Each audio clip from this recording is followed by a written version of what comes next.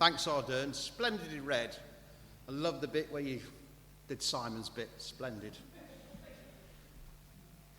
Well, I must start with an apology. I haven't got any chocolate. Oh, you all say. Well, I couldn't find a question to suit the passage. So what I'll do, if you want me back another time, I'll make sure I get a question and I get a double amount of chocolate. Is that fair? Good.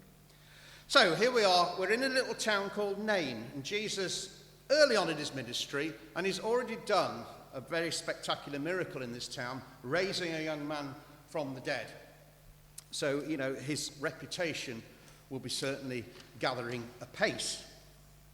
So I think we need to start by,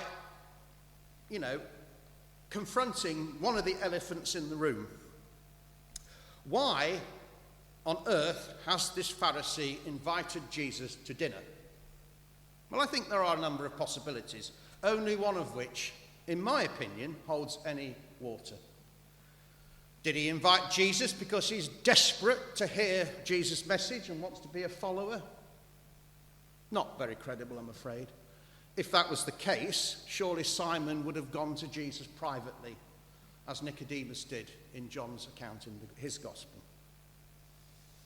Did he just want Jesus there as an evening's mild curiosity? A chance for some polite dinner time conversation? Hardly worth the effort of such a big dinner party. And this one's the left of field theory. Was it all an elaborate plan, a plot? Did Simon hire this sinful woman to go and do all this so he could see Jesus put his foot in it and they could accuse him of being blasphemous? Well, I'm sorry, I think that will suit conspiracy theorists. It might suit the David Icke crowd, not credible again. Now, I do believe in this case that the simplest theory is probably the right one. I imagine that Simon and his pack of Pharisees are like wolves, they go around in packs, seemingly in the gospel. And they got together, thought, look, we've got an upstart young rabbi here from Nazareth who's gathering a lot of support, he's gathering crowds, people are following him rather than us. Why have we gone wrong? What are we going to do? And one of them came up with the brainwave, well, Simon, you've got a nice house, why don't you invite him for dinner? So I think that, paraphrasing it a bit, is probably what may have happened. Because Jesus was not treated as an honoured guest. Middle Eastern hospitality rules at the time dictated that if you invite somebody for dinner, you at least provide water to wash the feet. If they were even more honoured, as we would in our culture, greet somebody with a firm handshake, you would greet them on the door of your house with a kiss. And if you were really, really special, you would get the oil.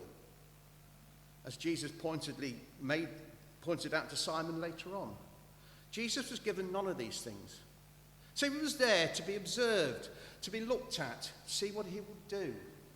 And you can imagine poor Jesus, probably not even given a very honoured seat at the table, having to sit with this meal with people who had probably been attended to in the proper way, dusty, with dirty sandals, dirty feet, dusty robe. It was not good, really. So we've got to look at how these Pharisees ticked, and I think Simon is a very typical example of a Pharisee. I mean, there's a tendency, I suppose, in the gospel to look at them as the kind of like the pantomime villains. They're always there when Jesus is ministering. They've always got something to say. But I think it's a lot more nuanced than that. I mean, they were, by and large, not bad people. They were highly moral. They sought to do the right thing. They were very, very against sin. They fulminated against sin with all their might. And they sought to lead a moral life. They would give alms to the poor. They would minister unto the people. They weren't like the Sadducees, who were of a much higher class and kept themselves very much to themselves and did deals with the Romans. But I think they did have two very, very serious flaws. One of which was, in their mission against sin, anybody that they regarded as a sinner was beyond the pale. So therefore, you couldn't be friends with a tax collector. You couldn't be friends with a Gentile. You couldn't be friends with somebody who did an unclean job. And certainly lepers were outside society totally. So they practiced what almost was like a kind of spiritual apartheid. If you were not of the criteria, you were ignored. But I think the more serious flaw in Simon's reasoning and in other Pharisees' reasoning was that because of all this, because they said they had the law and the prophets, because they adhered to all this, they did not regard themselves as sinners. They thought sinners was other people of the people we've just mentioned. So therefore, in essence, they had felt they had no need of ministry from Jesus. But of course, as we all know, we all need Jesus, even the Pharisees. So, this dinner party does not get off on the right foot for Jesus at all. And he's on observation all the time. And then we got this woman coming along. I love how polite Luke is to his Gentile readers. A woman who had lived a sinful life. He's been polite. She was probably a prostitute. She lived a life that was so far from the law at the time, the religious law, that she would have been an outcast to these Pharisees. Certainly she would never have been invited to this dinner party. But she heard that Jesus was residing at the house, or was having dinner at the house of Simon the Pharisee. How had she heard? Well, Nain was a fairly small place, and of course he'd done this miracle earlier in the town. He was still there. Word got around. So she broke with all conventions and went straight to Jesus. Like a torpedo, she knew what her target was. This would have been culturally shocking. A woman of sin going into a house of a Pharisee and then doing this hugely visual display of love towards Jesus. There would have been a shocked silence in the room, I am sure. And more than that, she brought an alabaster jar of perfume. Now, perfume was fairly costly in those days, and it may well have been all that she significantly owned in life. And more important than that, it may have been from where she became a sinner, her clients, in other words. Very possibly. But she did for Jesus what Simon could not do. She knew that Jesus would accept her as she was. And that is the great thing we have with Christianity. Everybody is accepted at Christ's feet. Nobody is exempt. I think, sometimes I'm very guilty of this myself. I switch the news on. I see reports of people who do terrible crimes. Every time I see Vladimir Putin, I just want to throw a brick at the screen. But people like Vladimir Putin are not beyond the reach of Christ. If he fully accepts Christ as his saviour, he will become a follower. He will become saved. And I think sometimes we grade sin, don't we? We think, oh, we're not like that. We act like Pharisees sometimes. We think, oh, well, I know I did wrong in my life, but gosh, I'm not a mass murderer. Gosh, I'm not a terrorist. Good Lord, I'm not a tax collector. And it can be a barrier to us sometimes. But everybody is welcome at Christ's feet. And Simon just did not understand that. He felt that, his good deeds, his religiosity, and his moral upstanding will be enough. Sorry, friend, it's not. So therefore, she's done all this. So therefore, we come along to the second elephant in the room. Why did Jesus accept this dinner invitation? Well, I think there are two things. One thing is, of course, there's always the chance Simon would be receptive to the gospel. Always that small chance. After all, Nicodemus was a follower of Christ. Joseph of Arimathea, both Pharisees. But I think, the absolute point is that Jesus is for every man. He's for the Pharisees. There's nobody who Jesus is not relevant to. Never has been, never will be. Everybody can have that access to Jesus. And then Jesus, of course, reinforces where Simon is going wrong with a parable. And I think parables are important because they do explain to a very large extent why Jesus' ministry was so popular. Yes, he did the miracles. Absolutely, they would get people following, something spectacular like that. But Jesus made spiritual truths alive, didn't he? He told everybody liked stories. And he told them, things that were relevant to their own lives in a fresh and refreshing, a fresh, lively way, which they weren't getting with the Pharisees. And I think that's where another fault of the Pharisees comes along. They were just jealous of him, pure and simple.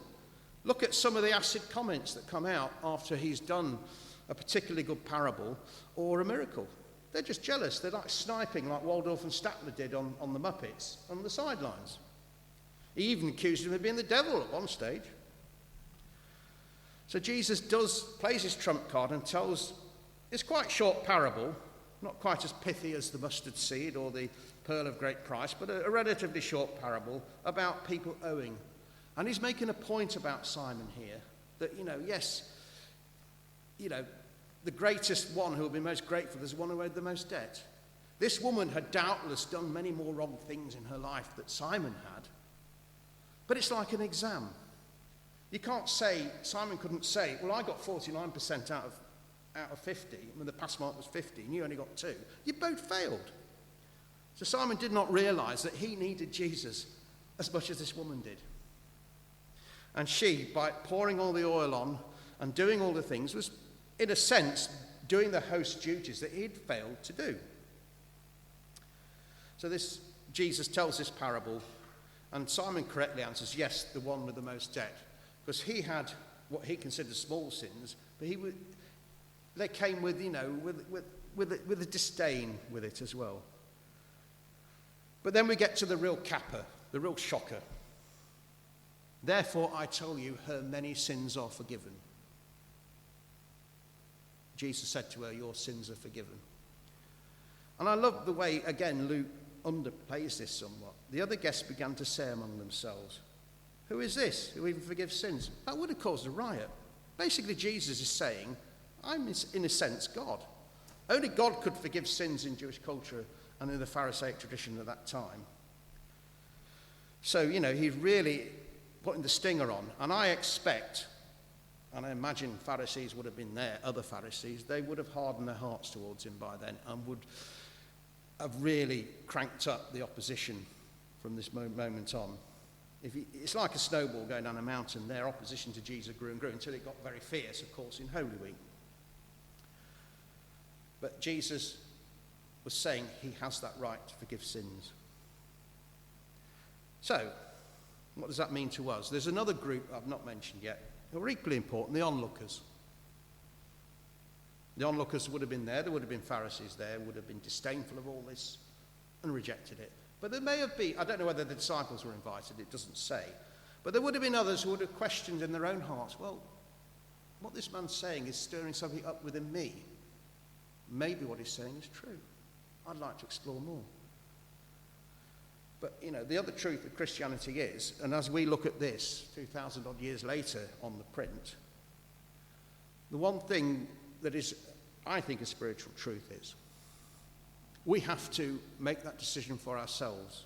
You cannot become a Christian by proxy. It has to be your decision. You can't be born a Christian. And that is the great spiritual truth. It's a two-way thing. Christ is offering himself up as the way, the truth, and the life. It's up to us to answer that simple question, yes or no, like they did. And what we as Christians, I think one of our duties is to persuade other people that Jesus is the way, the truth, and the life. Statistically, friends, we're a minority in this country. Church attendance is slipping ever further down towards low percentage levels. And, we have a duty. We have a need to reach out to others, to give them this good news, that Jesus will answer all their needs. But, unless we tell them, they may not get the message. But they have to make that decision for themselves. Nobody can do it for them. So I think what we can take away from this passage is we can't be judgmental like the Pharisees. Yes, admirable. They tried to get rid of sin in their lives and apply the question of how sin affects their lives, but they excluded so many people. Jesus, all the people I mentioned, the Pharisees would not associate with, Jesus ministered to. He ministered to Gentiles, Roman centurion's servant, Syrophoenician women, tax collectors. He even had a tax collector amongst his closest followers. Lepers, he went to minister to lepers. Absolutely not a done thing. They were outside society totally. Shepherds, all sorts of people. And Samaritans. He even used Samaritans as a hero in one of his parables. So Jesus is for everyone. He's for every man. Let us ourselves, hopefully, propagate that message to those who don't know it yet and carry on that good message.